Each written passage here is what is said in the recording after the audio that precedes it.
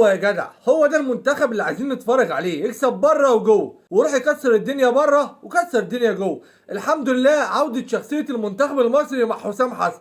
هتطلع تقول لي فريق بوتسوانا فريق على قده وفريق عشوائي، هطلع اقول لك ما احنا كسبنا كاب فيردي هنا في مصر 3-0، وان شاء الله هنكسبها هناك. ده ومش بس كده، ان شاء الله التامنه في الطريق والمنتخب المصري هيكسب التامنه ان شاء الله. هيطلع شويه فلاسفه وعاملين لي فيها علماء في كره القدم، يطلع يقول لك ده فريق بوتسوانا فرق على قد. هطلع اقول لك احنا اتغلبنا من جزر القمر، واقول لك كمان ان احنا اتغلبنا من اضعف فرق في افريقيا، وكان ساعتها المنتخب المصري فيه نجوم بس كان شخصيه المنتخب المصري معدومه. علشان كده ان شاء الله المنتخب المصري مع حسام حسن هيكسر الدنيا. تلاقي شويه ناس كده هتكسر في المنتخب المصري وهتكسر في حسام حسن، تطلع تقول لك ده ما قابلش فريق كبير زي الكوتوفار زي الكاميرون زي السنغال زي غيرهم. اكيد طبعا لما يقابل فرق من الفرق دي مش هيبقى نفس المستوى، لان فريق كبير قصاده لو كسب واحد ولا اتنين او تعادل هيبقى كويس جدا. بس احنا نهدى شويه على المنتخب والله يا جدعان، وهتلاقي حسام حسن هيعمل شكل كويس وشخصيه كويسه جدا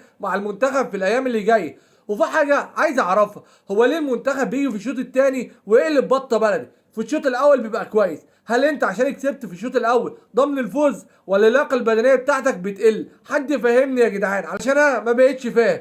ولا انت مفكر ان انت ضمنت الفوز؟ احب اقول لك الرومنتادا سريعه، اقسم بالله اقسم بالله بوتسوانا جالها فرص ان هي تتعادل معانا وتكسب في الشوط الثاني، بس اللعيبه عندها عشوائيه فعشان كده ما عرفوش يتعدوا. لو فريق تاني كان زماننا متعادلين او خسرانين. ليه بقى نفرط في المباراه؟ ليه بقى بيبقى شكلنا كده في الشوط الثاني؟ يا ريت نلعب في الشوط الثاني زي ما بنلعب برجوله في الشوط الاول، وان شاء الله التامنه في الطريق. بس كده، يلا سلام.